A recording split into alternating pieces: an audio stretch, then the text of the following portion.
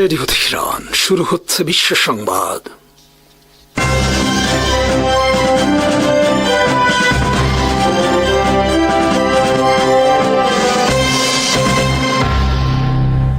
শুরুতেই সংবাদ শিরোনাম। আসসালামু আলাইকুম। $2.5 ট্রিলিয়ন মূল্যের রেয়ার আর্থ থাকার ঘোষণা সৌদি আরবের। আফগানিস্তানে ন্যাটোর ভূমিকা নিয়ে তীব্র সমালোচনা ডোনাল্ড ট্রাম্পের। ক্ষমতার আহ্বান ব্রিটেনের প্রধানমন্ত্রী। ট্রাম্পের গাজা শান্তি পরিকল্পনায় ব্যাপক ভূমিকা পাকিস্তানের, ম্লান ভারত। ফিলিস্তিন কেন্দ্রিক যুক্তরাষ্ট্রের কোনো উদ্যোগে নেই বাংলাদেশ, বড় ধরনের কূটনৈতিক ব্যর্থতার পরিচয়। এবার কাতার, সৌদি আরব মিলে বড় আঘাত সংযুক্ত আরব আমিরাতকে। সৌদি আরব ঘোষণা দিয়েছে তাদের কাছে $2.5 ট্রিলিয়ন বা $2.5 বিলিয়ন মূল্যের রেয়ার আর্থ বা বিরল খনিজ সম্পদ মজুদ রয়েছে। অমূল্য এসব খনিজ সম্পদের কারণে ভবিষ্যৎ পৃথিবীতে তারা অন্যতম একটি প্রভাবশালী দেশে পরিণত হবে। সৌদি আরবে ঘোষিত $2.5 ট্রিলিয়ন রেয়ার আর্থের মধ্যে রয়েছে সোনা, zinc, copper, lithium, dysprosium, terbium, neodymium এবং প্রোসিওডিমিয়াম। সৌদি আরবের উচ্চ পদস্থ এক কর্মকর্তা গত সপ্তাহে যুক্তরাষ্ট্রের টিভি চ্যানেল সিএনএনকে দেয়া এক সাক্ষাৎকারে প্রকাশ করেন এই তথ্য। সৌদি আরবের এই ঘোষণায় তোলপাড় সৃষ্টি হয়েছে গোটা বিশ্বজুড়ে, কারণ বর্তমানে বিশ্বজুড়ে যত পরিশোধিত রেয়ার আর্থ রপ্তানি হয় তার 90% করে থাকে চীন একা। চীনে বর্তমানে বিশ্বের সবচেয়ে বেশি পরিমাণ তথা 60% রেয়ার আর্থ মজুদ রয়েছে। যুক্তরাষ্ট্র সহ অনেক দেশের কাছে অনেক রেয়ার আর্থ থাকলেও তা রিফাইন করার প্রযুক্তি নেই তাদের কাছে। তাছাড়া এসব রেয়ার আর্থ উত্তোলন অনেক ব্যয়বহুল। বর্তমান বিশ্বে যুদ্ধ বিমান, স্মার্টফোন, কম্পিউটার, এআই প্রযুক্তি, মূল্যবান চিপ থেকে শুরু করে আধুনিক প্রযুক্তির সমস্ত মূল্যবান সরঞ্জাম তৈরিতে অপরিহার্য রেয়ার আর্থ। মূল্যবান এ রেয়ার আর্থ ছাড়া অচল বর্তমান প্রযুক্তি নির্ভর আধুনিক বিশ্ব। যুক্তরাষ্ট্র সম্প্রতি চীনের বিরুদ্ধে যে শুল্ক যুদ্ধ ঘোষণা করে তা চীন মোকাবেলা করেছে রেয়ার আর্থের মাধ্যমে। চীন, যুক্তরাষ্ট্র সহ বিভিন্ন দেশে রেয়ার আর্থ রপ্তানি বন্ধের পদক্ষেপ নেয়। বস্তুত চীনা রেয়ার আর্থ ছাড়া পুরোপুরি অচল যুক্তরাষ্ট্রের কম্পিউটার নির্মাণ সহ গোটা সিলিকন জগৎ। ফলে ট্রাম্প প্রশাসন বাধ্য হয়েছে চীনের কাছে নতি স্বীকার করতে। এবার সৌদি আরব তাদের কাছে অফুরন্ত রেয়ার আর্থ থাকার ঘোষণায় নড়ে চড়ে বসেছেন অনেকে। সৌদি আরবের বিশাল এই রেয়ার আর্থ ঘিরে বিপুল পরিমাণ দেশি বিদেশি বিনিয়োগ আসবে দেশটিতে, যা দেশটির অর্থনীতিতে ব্যাপক অবদান রাখবে ভবিষ্যতে। ইতোমধ্যে সৌদি আরবের রাষ্ট্রীয় কোম্পানি মাদেন $110 বিলিয়ন বিনিয়োগের ঘোষণা দিয়েছে মূল্যবান এসব ধাতব পদার্থ উত্তোলনের জন্য। সৌদি আরব বর্তমানে বিশ্বের দ্বিতীয় বৃহত্তম প্রমাণিত মজুদ জ্বালানি তেলের দেশ। সৌদি আরবে মজুদ জ্বালানি তেলের পরিমাণ 267 বিলিয়ন ব্যারেল। ফলে বিশ্বে আরও বহু বছর জ্বালানি তেলের ক্ষেত্রে নেতৃত্ব দিতে পারবে দেশটি। জ্বালানি তেল মজুদ ফুরিয়ে গেলেও বিশ্ব জ্বালানি শক্তির দিক দিয়ে দেশটি পিছিয়ে থাকবে না, কারণ সৌদি মরুভূমিতে মজুদ রয়েছে অফুরন্ত কয়লার ভাণ্ডার। তাছাড়া বিশাল দেশ সৌদি আরব মরুভূমিতে স্থাপন করতে পারবে বিশ্বের সবচেয়ে বড় সোলার বা সৌর বিদ্যুৎ উৎপাদন কেন্দ্র। ফলে জ্বালানি ক্ষেত্রে দেশটির রয়েছে অফুরন্ত সম্ভাবনা। এরই মধ্যে ঘোষণা আসলো তাদের রয়েছে বিশাল পরিমাণ রেয়ার আর্থ মজুদ। গাজায় শান্তি ফেরাতে ডোনাল্ড ট্রাম্প ঘোষিত বোর্ড অফ পিসের অন্যতম প্রভাবশালী দেশে পরিণত হয়েছে পাকিস্তান। অপরদিকে বোর্ড অফ পিসে পাকিস্তানের সক্রিয় ভূমিকার কারণে ট্রাম্পের এই উদ্যোগ থেকে নিজেদের সরিয়ে রেখেছে ভারত। এই ঘটনাকে কূটনৈতিক ক্ষেত্রে পাকিস্তানের সক্ষমতা এবং ভারতের বড় মাত্রার অদক্ষতা হিসেবে সামনে এসেছে বিষয়টি। অপরদিকে ট্রাম্প প্রশাসনের গাজা ও ফিলিস্তিন কেন্দ্রিক সব ধরনের উদ্যোগে বাংলাদেশকে সম্পূর্ণরূপে হিসাবের বাইরে রাখার ঘটনাকে বাংলাদেশের অন্তর্বর্তীকালীন সরকারের বড় ধরনের একটি কূটনৈতিক ব্যর্থতা হিসেবে আখ্যায়িত করেছেন বিশ্লেষকরা। বিশ্বের সব গুরুত্বপূর্ণ মুসলিম দেশকে ট্রাম্প প্রশাসন আমন্ত্রণ জানিয়েছে গাজা শান্তি প্রক্রিয়ায়, কিন্তু জনসংখ্যার দিক দিয়ে বাংলাদেশ বিশ্বের তৃতীয় বৃহত্তম মুসলিম দেশ হওয়া সত্ত্বেও বাংলাদেশকে কোনো হিসেবেই ধরেনি যুক্তরাষ্ট্র। অথচ আমন্ত্রণ পেয়েছে উজবেকিস্তান, কাজাখস্তান, আজারবাইজান, মঙ্গোলিয়ার মতো অনেক দেশ। গত বৃহস্পতিবার সুইজারল্যান্ডের দাভোসে বিশ্ব অর্থনৈতিক সম্মেলনে আয়োজন করা হয় ট্রাম্পের আলোচিত board of piece signing ceremony বা স্বাক্ষর অনুষ্ঠান। এই অনুষ্ঠানে যুক্তরাষ্ট্রের প্রেসিডেন্ট ডোনাল্ড ট্রাম্পের পাশে সবচেয়ে সক্রিয়ভাবে উপস্থিত ছিল পাকিস্তানের প্রধানমন্ত্রী শাহবাজ শরীফ, পররাষ্ট্রমন্ত্রী ইসহাকদার এবং সেনাপ্রধান ফিল্ড মার্শাল জেনারেল আসিম মনির উপস্থিত হন। পাকিস্তানের এই উপস্থিতি দেখে খুশিতে আপ্লুত হন ডোনাল্ড ট্রাম্প। অনুষ্ঠানে বিশ্ব নেতাদের সামনে তিনি পাকিস্তান সেনাপ্রধানকে my dear field marshal general সম্বোধন করে ব্যাপক প্রশংসা করেন। গাজা বোর্ড অফ পিসে পাকিস্তানের পাশাপাশি ভারতের প্রধানমন্ত্রী নরেন্দ্র মোদীকেও অংশগ্রহণের আমন্ত্রণ জানিয়েছেন ডোনাল্ড ট্রাম্প। কিন্তু ভারত বৃহস্পতিবার বর্জন করেছে Davos board of piece signing ceremony. ট্রাম্পের বোর্ড অফ পিস প্রস্তাবে বৃহস্পতিবার দাভোসে যেসব দেশ স্বাক্ষর করেছে সেগুলো হলো যুক্তরাষ্ট্র, তুরস্ক, মিশর, পাকিস্তান, সৌদি আরব, কাতার, মালয়েশিয়া, ইন্দোনেশিয়া, জর্ডান, সংযুক্ত আরব আমিরাত। আরও স্বাক্ষর করেছে Kazakhstan, Uzbekistan, Mongolia, Azerbaijan, Armenia, Hungary, Bulgaria, Argentina এবং প্যারাগুয়ে। এছাড়া ভিয়েতনাম, বেলারুশ, আলবেনিয়া, চীন, রাশিয়া সহ আরও বেশ কয়েকটি দেশ বোর্ড অফ পিস প্রস্তাবে স্বাক্ষরের কথা জানিয়েছেন। পুতিন বোর্ড অফ পিসে $1 বিলিয়ন সহায়তা প্রদানের ঘোষণাও দিয়েছেন। ট্রাম্প প্রস্তাবিত এই বোর্ড অফ পিস গাজার শাসনভার দেখাশোনা করবে। ইসরায়েলেরও এতে অংশগ্রহণের কথা রয়েছে এবং এক্ষেত্রে আপত্তি জানিয়েছে পাকিস্তান, ইন্দোনেশিয়া সহ বিভিন্ন দেশ। এবার আফগানিস্তানের ন্যাটোর ভূমিকা নিয়ে তীব্র বিরোধে জড়িয়েছে যুক্তরাষ্ট্র ও ইউরোপ। যুক্তরাষ্ট্রের প্রেসিডেন্ট ডোনাল্ড ট্রাম্প বলেছেন, ন্যাটোর সেনারা আফগানিস্তানে কোনো ভূমিকা পালন করেনি, তারা সামনে সারিতে ছিল না, তারা সবসময় যুক্তরাষ্ট্র সেনাদের পেছনে পেছনে থাকতো। আমরা তাদেরকে আফগানিস্তানে ডাকিনি। আসলে আফগানিস্তানে ন্যাটো সেনার কোনো প্রয়োজনই ছিল না, তারা সেখানে খামোখা ছিল যুক্তরাষ্ট্রের সাথে। সুইজারল্যান্ডের দাভোসে অর্থনৈতিক সম্মেলনে যোগ দিয়ে বৃহস্পতিবার ডোনাল্ড ট্রাম্প গণমাধ্যমকে দেয়া এক সাক্ষাৎকারে এই মন্তব্য করেন। তার এই মন্তব্যের বিরুদ্ধে তীব্র প্রতিক্রিয়া ব্যক্ত করেছেন ব্রিটেনের প্রধানমন্ত্রী কিয়ার স্টারমার সহ অনেকে। কিয়ার স্টারমার বলেছেন, ব্রিটেন সহ ন্যাটোর সেনাদের নিয়ে এ ধরনের বক্তব্যের জন্য ক্ষমা চাওয়া উচিত ট্রাম্পের। কারণ ব্রিটেন সহ ইউরোপের যেসব দেশের সেনারা ন্যাটোর অধীনে যুদ্ধ করে আফগানিস্তানে জীবন দিয়েছেন, ট্রাম্পের এই বক্তব্য সেই সব নিহত সেনাদের ও তাদের পরিবারের প্রতি চরম অবজ্ঞার শামিল। ন্যাটো মহাসচিব মার্ক রুটে বলেছেন, ডোনাল্ড ট্রাম্পের মনে রাখা উচিত প্রতি 2 জন আমেরিকার সাথে ন্যাটোর একজন সেনা জীবন দিয়েছে আফগানিস্তানে এবং তারা আর কখনো তাদের পরিবারের কাছে ফিরে আসেনি। দীর্ঘ 20 বছর আফগানিস্তানে যুক্তরাষ্ট্রের নেতৃত্বে ন্যাটোর দখলদারিত্বের সময় 3,500 ন্যাটো সেনা নিহত হয়েছে, এর মধ্যে 2,500 আমেরিকান সেনা। এছাড়া ব্রিটেনের 247 জন, কানাডার 158 জন, ফ্রান্সের 90 জন, জার্মানির 60 জন এবং ডেনমার্কের 44 জন সেনা প্রাণ হারিয়েছে আফগানিস্তানে তালেবান বিরোধী যুদ্ধে। ন্যাটোর এসব দেশের সেনাদের বিরুদ্ধে আফগানিস্তানে ব্যাপক মানবাধিকার লঙ্ঘন, ঠান্ডা মাথায় নিরপরাধ আফগান নাগরিকদের হত্যা সহ গণহত্যার অভিযোগ রয়েছে। বর্তমানে বিভিন্ন সংস্থার পক্ষ থেকে দাবি উঠেছে, আফগানিস্তানে নিরপরাধ মানুষ হত্যার জন্য ব্রিটেন সহ বিভিন্ন দেশের সরকারের প্রতি ক্ষমা চাওয়া ও ক্ষতিপূরণ দেওয়ার। দীর্ঘ তদন্তের পর ব্রিটেন সম্প্রতি সরকারিভাবে স্বীকার করেছে তাদের সেনারা শতাধিক নিরপরাধ আফগান নাগরিকদের হত্যা করেছে। এভাবে যুক্তরাষ্ট্র সহ অন্যান্য দেশের সেনারাও আফগানিস্তানের 2 দশকের দখলদারিত্বের সময় ব্যাপক হত্যা ও ধ্বংস কার্যক্রম পরিচালনা করেছে। যুক্তরাষ্ট্রের পদলেহি হামিদ কারজাই ও আশরাফ ঘানির নেতৃত্বাধীন সরকার দেশের সর্বত্র দুর্নীতি আর নৈরাজ্যের সীমাহীন নজির সৃষ্টি করেছে আফগানিস্তানে, ভেঙে তছনছ করে দিয়েছে দেশটির সমস্ত প্রতিষ্ঠান ও সিস্টেম। কিয়ার স্টারমার ট্রাম্পকে ক্ষমা চাওয়ার আহ্বানের প্রতিবাদ জানিয়েছেন হোয়াইট হাউস। হোয়াইট হাউসের পক্ষ থেকে বলা হয়েছে, ট্রাম্প যা বলেছেন তা সঠিকই বলেছেন। সোমালিয়ার সাথে গুরুত্বপূর্ণ প্রতিরক্ষা চুক্তি স্বাক্ষর করেছে কাতার। সম্প্রতি সোমালিয়ার অংশ সোমালিল্যান্ডকে স্বাধীন দেশ হিসেবে স্বীকৃতি দিয়েছে সংযুক্ত আরব আমিরাত ও ইসরায়েল। এরপর সোমালিয়া সংযুক্ত আরব আমিরাতের সাথে প্রতিরক্ষা সহ সব চুক্তি বাতিল করে এবং কূটনৈতিক সম্পর্ক ছিন্ন করে। এর প্রেক্ষিতে সোমালিয়ার সাথে কাতারের প্রতিরক্ষা চুক্তিকে সংযুক্ত আরব আমিরাতের বিরুদ্ধে কাতার ও সৌদি আরবের একটি কৌশলগত আঘাত হিসেবে দেখছেন বিশ্লেষকরা। কারণ সোমালিয়া সহ পূর্ব আফ্রিকায় অনেক বছর ধরে সামরিক কার্যক্রম বৃদ্ধি পাচ্ছিল সংযুক্ত আরব আমিরাতের, যা সৌদি আরবের জন্য ছিল অস্বস্তিকর। চুক্তি বাতিলের আগে সংযুক্ত আরব আমিরাতের সেনা উপস্থিত ছিল সোমালিয়ায় এবং তারা সোমালিয়ান আর্মিকে প্রশিক্ষণ সহ নানা ধরনের কর্মকাণ্ড পরিচালনা করত সেখানে। সোমালিয়ার বন্দর অবকাঠামো সহ বিভিন্ন ক্ষেত্রে বিনিয়োগের ক্ষেত্রে সংযুক্ত আরব আমিরাত পরিণত হয় সবচেয়ে প্রভাবশালী বিদেশি দেশে। সোমালিয়া সংযুক্ত আরব আমিরাতের সাথে সম্পর্ক ছিন্ন করায় বর্তমানে সোমালিয়া সহ পূর্ব আফ্রিকায় সামরিক ও অর্থনৈতিক প্রভাব বৃদ্ধি পাবে কাতার ও সৌদি আরবের।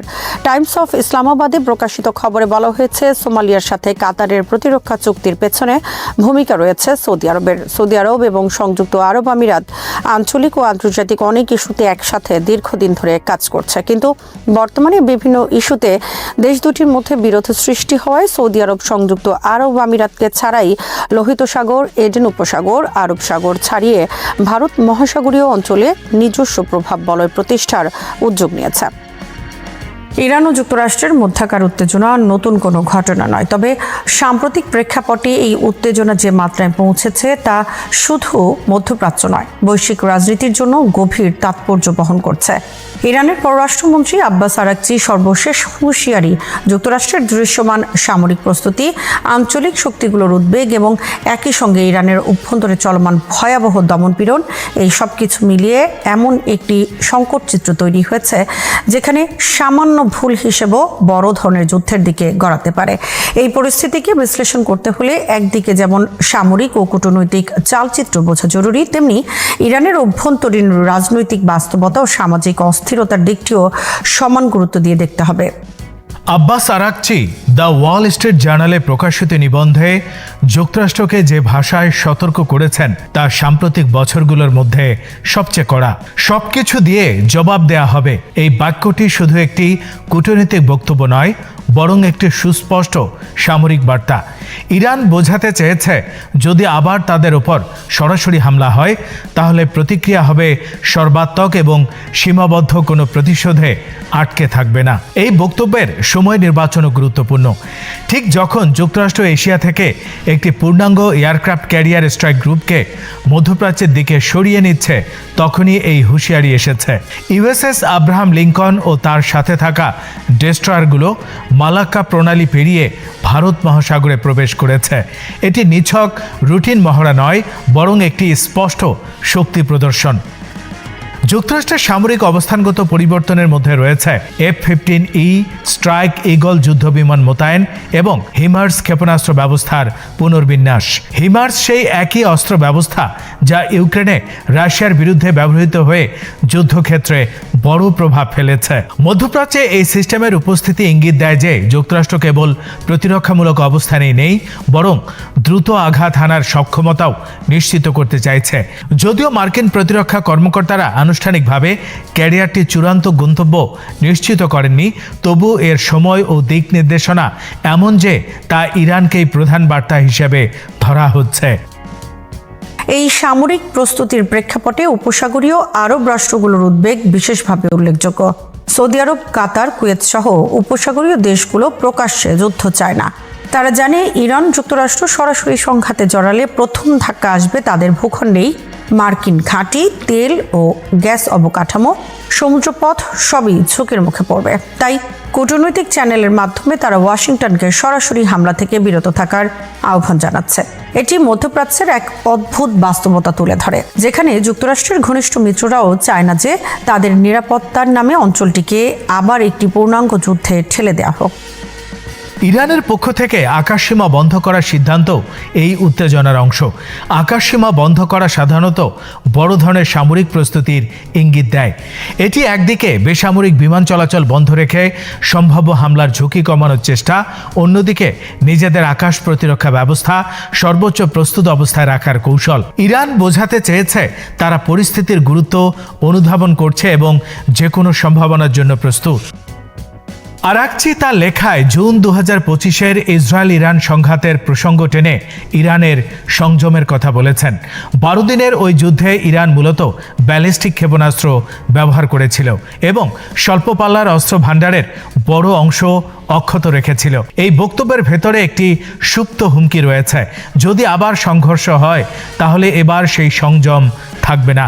ইরানের হাতে থাকা স্বল্প ও মধ্যম পাল্লার ক্ষেপণাস্ত্রগুলো পারস্য উপসাগর জুড়ে মার্কিন ঘাঁটি, জাহাজ এবং মিত্রদের অবকাঠামোতে আঘাত হানতে সক্ষম। সামরিক বিশ্লেষকদের মতে ইরান বহু বছর ধরেই একটি ডিনায়াল স্ট্র্যাটেজি গড়ে তুলেছে, যার লক্ষ্য হলো শত্রুপক্ষকে অঞ্চলে নির্বিঘ্নে কাজ করতে না দেয়া।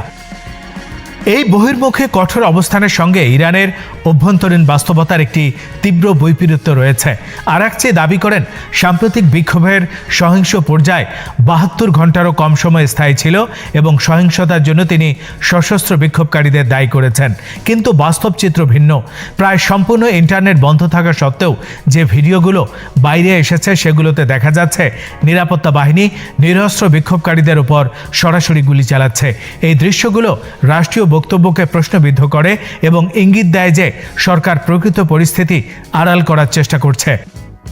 মানবাধিকার সংগঠনগুলোর তথ্য অনুযায়ী এই দমনপীড়নে অন্তত 4,519 জন নিহত হয়েছেন। যদিও এই সংখ্যা স্বাধীনভাবে যাচাই করা কঠিন, তবু এমনকি ইরানের সর্বোচ্চ নেতা আয়াতুল্লাহ আলী খামেনিও কয়েক হাজার মৃত্যুর কথা স্বীকার করেছেন। এটি অত্যন্ত তাৎপর্যপূর্ণ, কারণ ইরানের শীর্ষ নেতৃত্ব সাধারণত এ ধরনের তথ্য প্রকাশ্যে স্বীকার করে না। তিনি অবশ্যই এর জন্য যুক্তরাষ্ট্রকে দায়ী করেছেন, যা ইরানের চিরাচরিত বয়ান। অভ্যন্তরীণ অস্থিরতার পেছনে বিদেশি ষড়যন্ত্রের হাত রয়েছে। গ্রেফতারের সংখ্যাও উদ্বেগজনক। 26,000-এর বেশি মানুষ আটক হয়েছেন বলে দাবি করা হচ্ছে। ইরান এমন একটি দেশ যেখানে মৃত্যুদণ্ডের ব্যবহার বিশ্বের অন্যতম সর্বোচ্চ। ফলে আশঙ্কা রয়েছে এই আটককৃতদের একটি অংশ দ্রুত বিচার বা রাজনৈতিক উদ্দেশ্য প্রণোদিত মামলার মাধ্যমে মৃত্যুদণ্ডের মুখোমুখি হতে পারে। এই অভ্যন্তরীণ সংকট ইরান সরকারের জন্য বড় চ্যালেঞ্জ, কারণ একদিকে তারা বাইরের শক্তির বিরুদ্ধে কঠোর অবস্থান দেখাচ্ছে, অন্যদিকে ভেতরে জনগণের অসন্তোষ দমন করতে গিয়ে বৈধতা হারানোর ঝুঁকিতে পড়েছে। এই প্রেক্ষাপটে একটি গুরুত্বপূর্ণ প্রশ্ন উঠে আসে, ইরান কি ইচ্ছাকৃতভাবে বাইরের শত্রুর সঙ্গে সংঘাতের শঙ্কা বাড়িয়ে অভ্যন্তরীণ সমস্যাগুলো আড়াল করতে চাইছে? ইতিহাস বলে অনেক সরকার অভ্যন্তরীণ অস্থিরতার সময় জাতীয়তাবাদী আবেগ উস্কে দিতে বাইরের শত্রুর হুমকি সামনে আনে। ইরানের ক্ষেত্রেও এই কৌশল নতুন নয়। যুক্তরাষ্ট্র ও ইসরায়েলের বিরুদ্ধে কঠোর ভাষা ব্যবহার করে সরকার সমর্থকদের একত্রিত করতে পারে এবং ভিন্ন মতকে বিদেশি ষড়যন্ত্র হিসেবে চিহ্নিত করতে সুবিধা পায়। তবে এই কৌশল ঝুঁকিমুক্ত নয়, কারণ বাস্তব সামরিক সংঘাত শুরু হলে তার ফলাফল নিয়ন্ত্রণ করা কঠিন। যুক্তরাষ্ট্রের সামরিক শক্তি ইরানের তুলনায় অনেক বেশি, যদিও ইরান আঞ্চলিকভাবে বড় ক্ষতির সক্ষমতা রাখে। সরাসরি যুদ্ধ হলে ইরানের অবকাঠামো, অর্থনীতি ও রাজনৈতিক স্থিতিশীলতা মারাত্মকভাবে ক্ষতিগ্রস্ত হতে পারে।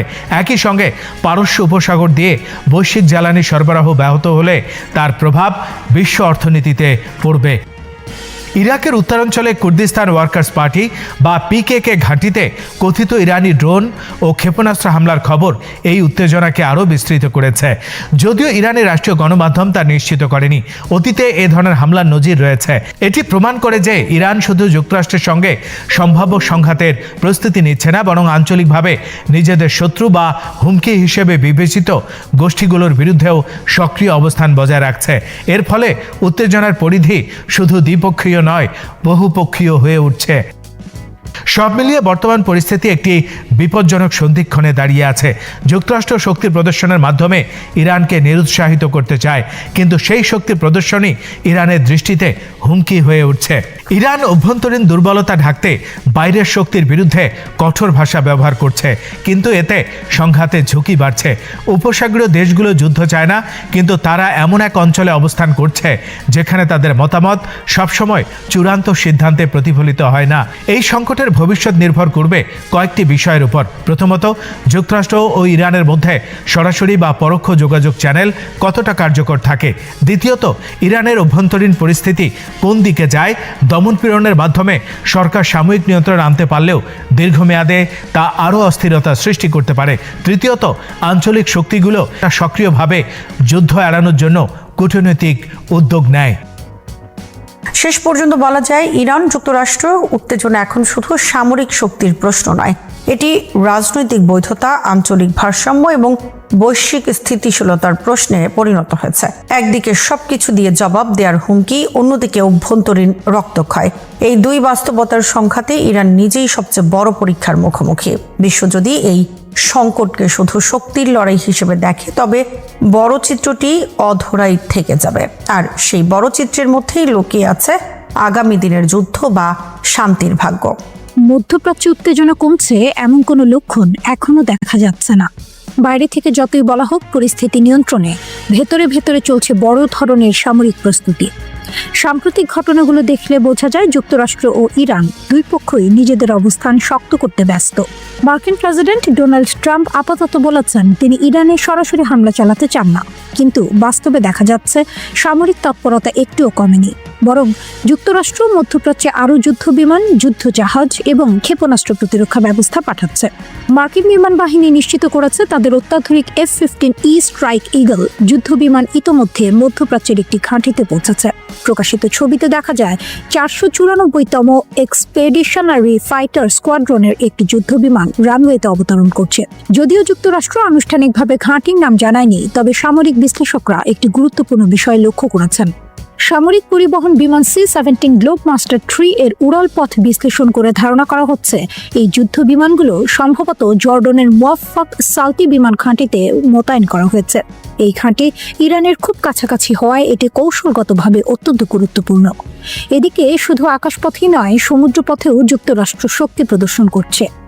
মার্কিন নৌবাহিনীর শক্তিশালী বিমানবাহী রণতরী USS আব্রাহাম লিঙ্কন ইতোমধ্যে পশ্চিম প্রশান্ত মহাসাগর ছেড়ে মালাক্কা প্রণালী অতিক্রম করেছে এবং মধ্যপ্রাচ্যের দিকে এগোচ্ছে। এটি যুক্তরাষ্ট্রের নিমিটাস শ্রেণীর একটি বিশাল বিমানবাহী রণতরী, যেখানে একসঙ্গে ডজনের বেশি যুদ্ধ বিমান পরিচালনা করা যায়। বিশ্লেষকদের মতে এই রণতরী পাঠানোর উদ্দেশ্য শুধু সামরিক নয়, বরং এটি ইরানের জন্য একটি স্পষ্ট রাজনৈতিক ও কৌশলগত বার্তা। আমরা প্রস্তুত আছি। শুধু একটি রণতরী নয়, মার্কিন নৌবাহিনীর তথ্য অনুযায়ী USS রুজভেল্ট, USS মিচার এবং USS ম্যাকফল এই 3টি ডিস্ট্রয়ার ইতিমধ্যে মধ্যপ্রাচ্যে মোতায়েন রয়েছে। এই যুদ্ধ জাহাজগুলো আকাশ ও ক্ষেপণাস্ত্র প্রতিরক্ষায় অত্যন্ত গুরুত্বপূর্ণ ভূমিকা রাখতে পারে, বিশেষ করে ড্রোন ও ব্যালিস্টিক ক্ষেপণাস্ত্র হামলা ঠেকাতে। এছাড়াও যুক্তরাষ্ট্র মধ্যপ্রাচ্যে আরও প্যাট্রিয়ট এবং থার্ড ক্ষেপণাস্ত্র প্রতিরক্ষা ব্যবস্থা পাঠানোর চূড়ান্ত সিদ্ধান্ত নিয়েছে।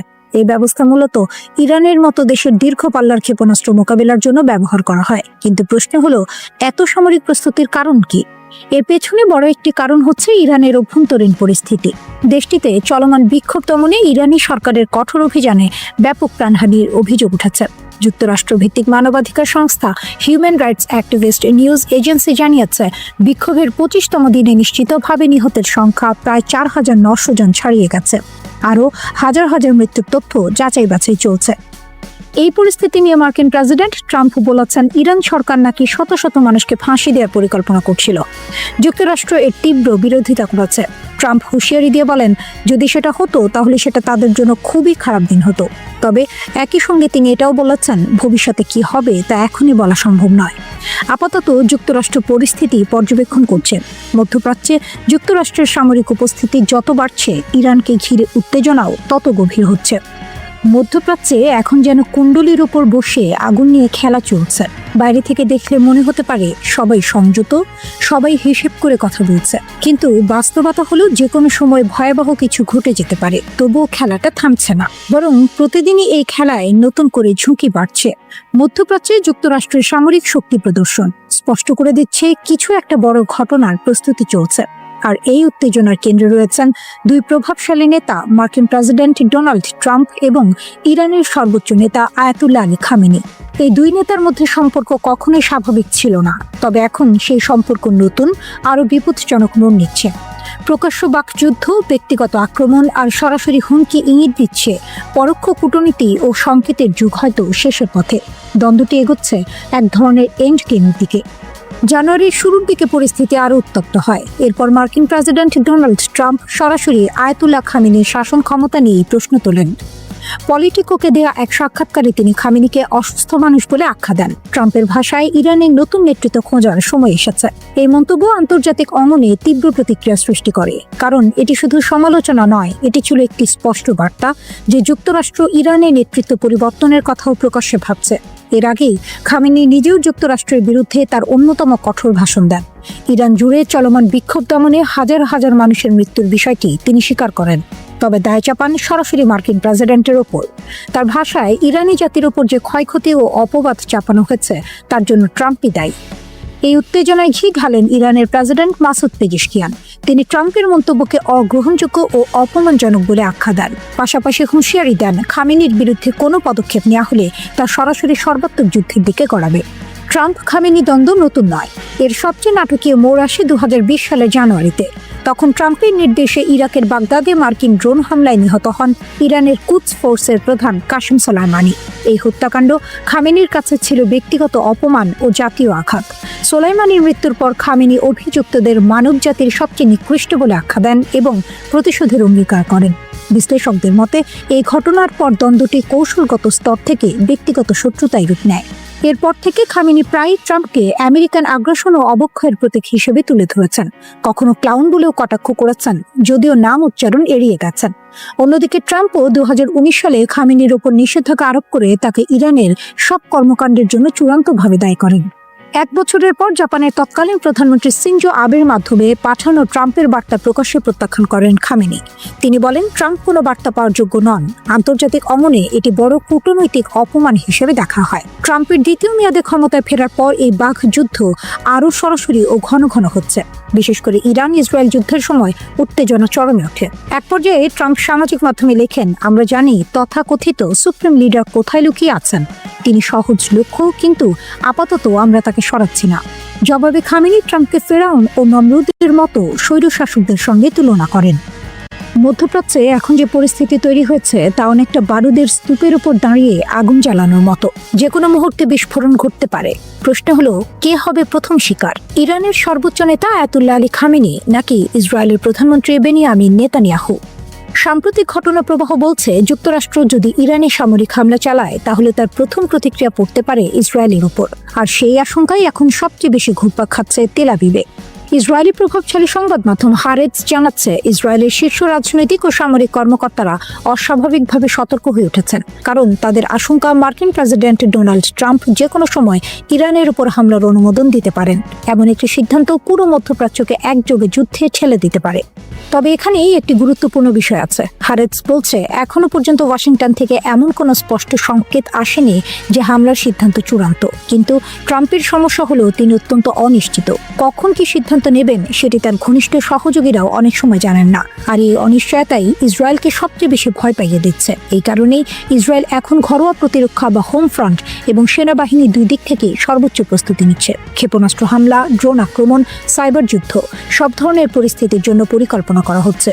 তবে ইসরায়েলি সেনাবাহিনীর ভেতরেই সবাই একমত নয় যে যুক্তরাষ্ট্র ইরানে হামলা চালালে ইরান প্রথমে ইসরায়েলকে টার্গেট করবে। বিশ্লেষকদের মতে, যদি হামলাটি সীমিত ও স্বল্পমেয়াদী হয় তাহলে ইরান সরাসরি ইসরায়েলকে আঘাত নাও করতে পারে। কিন্তু যদি যুদ্ধ দীর্ঘ হয় বা খামেনির নেতৃত্ব সরাসরি হুমকির মুখে পড়ে তাহলে ইসরায়েল বড় লক্ষ্যবস্তু হয়ে উঠবে। নতুন করে আতঙ্ক ছড়িয়েছে ইরানের 10,000 কিলোমিটার পাল্লার ক্ষেপণাস্ত্র নিয়ে। ইরানি গণমাধ্যম দাবি করেছে তারা এমন একটি ব্যালিস্টিক ক্ষেপণাস্ত্র সফলভাবে পরীক্ষা করেছে। যদি এই দাবি সত্য হয় তাহলে শুধু ইসরায়েল নয়, যুক্তরাষ্ট্রের মূল ভূখণ্ডও ইরানের পাল্লার মধ্যে চলে আসবে। যদিও এই তথ্য এখনো স্বাধীনভাবে যাচাই হয়নি, তবুও এর কৌশলগত প্রভাব বিশাল। এর মধ্যেই ইরান আরও ভয়ঙ্কর একটি বার্তা দিয়েছে। ইরানের শীর্ষ সামরিক মুখপাত্র জেনারেল আবুল ফজল শেকারচি স্পষ্ট ভাষায় বলেছেন, যদি আয়াতুল্লাহ খামেনির ওপর হামলার চেষ্টা করা হয় তাহলে যুক্তরাষ্ট্র ও তার মিত্রদের জন্য ভয়াবহ পরিণতি অপেক্ষা করছে। তার ভাষায়, আমাদের নেতার দিকে যদি আক্রমণের হাত বাড়ানো হয়, আমরা শুধু সেই হাত কেটে ফেলবো না, বরং পুরো অঞ্চলকে আগুনে পুড়িয়ে দেব। কোনো নিরাপদ আশ্রয় থাকবে না। এই বক্তব্য আসে এমন এক সময় যখন মার্কিন গণমাধ্যমে গুঞ্জন চলছে যুক্তরাষ্ট্র নাকি খামেনিকে সরানোর সম্ভাব্য পরিকল্পনা নিয়ে আলোচনা করছে। ট্রাম্প নিজেও পলিটিকোকে দেয়া সাক্ষাৎকারে বলেছেন, ইরানের নতুন নেতৃত্ব খোঁজার সময় এসেছে, যা অনেকেই সরাসরি শাসন পরিবর্তনের ইঙ্গিত হিসেবে দেখছেন। এই উত্তেজনার মধ্যে ট্রাম্প নিজেও এক অদ্ভুত নিরাপত্তা ঘটনার মুখোমুখি হন। 19 থেকে 20 জানুয়ারির রাতে সুইজারল্যান্ড যাওয়ার পথে তার বিমান হঠাৎ যান্ত্রিক ত্রুটির কারণে বদলাতে হয়। ঘটনাটি তার নিরাপত্তা টিমকে চমকে দেয়। সেদিনই তিনি ইরানকে হুঁশিয়ারি দিয়ে বলেছিলেন, যদি কোনো হত্যা চক্রান্ত হয় তাহলে পুরো দেশ গুঁড়িয়ে দেওয়া হবে। মধ্যপ্রাচ্যের আকাশে আবার যুদ্ধের আশঙ্কা ঘনিয়ে আসছে। ইতিহাস যেন নতুন করে একই পথে হাঁটতে শুরু করেছে, যেখানে কথা বলার টেবিল ধীরে ধীরে সরে যাচ্ছে আর সামনে চলে আসছে যুদ্ধ বিমান, রণতরী আর ক্ষেপণাস্ত্রের শক্তি। এই পুরো উত্তেজনার কেন্দ্রে এখন ইরান। বিশ্ব রাজনীতির মানচিত্রে ইরান বরাবরই একটি গুরুত্বপূর্ণ দেশ। তেল, ভৌগোলিক অবস্থান, সামরিক শক্তি আর আদর্শিক রাজনীতির কারণে দেশটি বহু বছর ধরেই যুক্তরাষ্ট্র ও ইসরায়েলের চোখে তাঁটা। কিন্তু সাম্প্রতিক ঘটনাগুলো পরিস্থিতিকে আরো বিপজ্জনক করে তুলেছে। একদিকে ইরানের ভেতরে চলছে সরকার বিরোধী বিক্ষোভ, অন্যদিকে ইসরায়েল সরাসরি যুদ্ধের হুমকি দিচ্ছে। আর এই দুইয়ের মাঝখানে দাঁড়িয়ে যুক্তরাষ্ট্র দেখাচ্ছে তার সামরিক শক্তি। এই তিনটি বিষয় একসাথে মিলেই মধ্যপ্রাচ্যকে ঠেলে দিচ্ছে একটি বড় সংঘাতের দিকে। প্রথমত, ইরানের অভ্যন্তরীণ পরিস্থিতি। গত কয়েক মাস ধরে ইরান জুড়ে সরকার বিরোধী বিক্ষোভ চলছে। এই বিক্ষোভ শুরু হয়েছিল সামাজিক ও রাজনৈতিক অসন্তোষ থেকে, কিন্তু সময়ের সঙ্গে সঙ্গে তা রূপ নেয় সহিংস আন্দোলনে। ইরানি সরকার এই বিক্ষোভ কঠোরভাবে দমন করেছে। দ্বিতীয়ত ইসরায়েলের অবস্থান। এই উত্তেজনার মধ্যে ইসরায়েলের প্রধানমন্ত্রী বেনিয়ামিন নেতানিয়াহু দেশটির সংসদ নেসাটে একটি কড়া ভাষণ দেন। সেখানে তিনি স্পষ্ট করে বলেন, ইরান যদি ইসরায়েলের ওপর হামলা চালানোর সাহস দেখায় তাহলে এর জবাব হবে ভয়াবহ। তার ভাষায় এমন জবাব যা তেহরান আগে কখনো দেখেনি। এই বক্তব্য শুধু সামরিক হুমকি নয়, বরং রাজনৈতিক বার্তাও। নেতানিয়াহু ইঙ্গিত দিয়েছেন যে ইরান এখন ভেতর থেকে দুর্বল। তার মতে দেশটি এমন এক সংকটে ঢুকে পড়েছে যেখান থেকে আগের অবস্থায় ফেরা কঠিন। বিশ্লেষকরা বলছেন, ইসরায়েল এই বক্তব্যের মাধ্যমে ইরানের অভ্যন্তরীণ অস্থিরতাকে কাজে লাগিয়ে আন্তর্জাতিক চাপ আরও বাড়াতে চাইছে। তৃতীয়ত, যুক্তরাষ্ট্রের সামরিক তৎপরতা। এই উত্তেজনার মধ্যে যুক্তরাষ্ট্র চুপ করে বসে নেই। আন্তর্জাতিক সংবাদ মাধ্যম ও জাহাজ ট্র্যাকিং তথ্য অনুযায়ী মার্কিন নৌবাহিনীর পারমাণবিক শক্তিচালিত বিমানবাহী রণতরী USS আব্রাহাম লিঙ্কন মধ্যপ্রাচ্যের দিকে এগিয়ে আসছে। কিছুদিন আগেও এই রণতরী ছিল দক্ষিণ চীন সাগরে। সেখানে চীনের ওপর চাপ সৃষ্টি করাই ছিল মূল উদ্দেশ্য, কিন্তু পরিস্থিতি দ্রুত বদলেছে। এখন এই রণতরী সিঙ্গাপুর পেরিয়ে মালাক্কা প্রণালীতে ঢুকেছে, যা মধ্যপ্রাচ্যে যাওয়ার একটি গুরুত্বপূর্ণ সমুদ্রপথ। এই বহরের সঙ্গে রয়েছে 3টি অত্যাধুনিক যুদ্ধ জাহাজ। মার্কিন কর্মকর্তারা বলছেন, খুব শিগগিরই এই বহর এমন জায়গায় পৌঁছাবে যেখান থেকে সরাসরি মধ্যপ্রাচ্যে বিমান হামলা চালানো সম্ভব। এর পাশাপাশি যুক্তরাষ্ট্রের প্রেসিডেন্ট ডোনাল্ড ট্রাম্প ইরানের জন্য কিছু স্পষ্ট রেড লাইন টেনে দিয়েছেন। শান্তিপূর্ণ বিক্ষোভকারীদের হত্যা ও গণফাঁসির মতো ঘটনাকে তিনি একেবারেই অগ্রহণযোগ্য বলেছেন। এই সীমা লঙ্ঘিত হলে কঠোর পদক্ষেপ নেওয়ার ইঙ্গিত দিয়েছেন। সবকিছু মিলিয়ে ছবিটা বেশ পরিষ্কার। একদিকে ইরানের ভেতরে রক্তক্ষয়ী অস্থিরতা, অন্যদিকে ইসরায়েলের প্রকাশ্য যুদ্ধের হুমকি, তার সঙ্গে যুক্তরাষ্ট্রের শক্তিশালী সামরিক উপস্থিতি। এই 3 দিকের চাপ মিলিয়ে মধ্যপ্রাচ্য এখন এক ভয়ঙ্কর সন্ধিক্ষণে দাঁড়িয়ে। শ্রোতা বন্ধুরা, বিশ্ব সংবাদে এই ছিল আমাদের সর্বশেষ আয়োজন। সঙ্গে থাকার জন্য আপনাদের সবাইকে অসংখ্য ধন্যবাদ।